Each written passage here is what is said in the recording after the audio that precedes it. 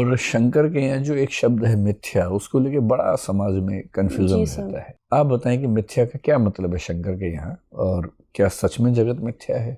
Sir, मुझे लगता है कि उन्होंने जगत को मिथ्या उस अर्थ में कहा होगा कि एक मनुष्य जगत की जो भौतिकवादी व्यवस्था है या जो अपनी इच्छाओं पे वो नियंत्रण नहीं कर पाता है, अपनी वासनाओं के अनुरूप व्यवहार करता है, तो उन्होंने उस अर्थ में कहा कि आप परम तत्व कुछ और है, परम सत्य का आप अनुभव कीजिए, परम सत्य जो है अपनी चेतना के अनुसार काम कीजिए बजाय भौतिकवादी वस्तुओं के पीछे। क्या मिथ्या और असत्य एक ही बात है?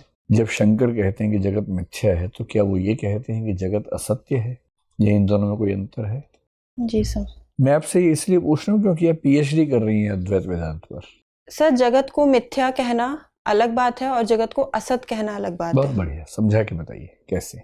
सर, मैं कुछ समय लेना चाहूंगी। समय लीजिए, आराम से सोचिए। सर, असत की जैसे शंकर ने परिभाषा दी कि असत तीनों काल में बाधित किए जा सकते हैं, पर सर यदि हम जगत को देखें तो सर जगत का ऐसा स्वरूप नहीं है, वो असत की परिभाषा में नहीं आते हैं।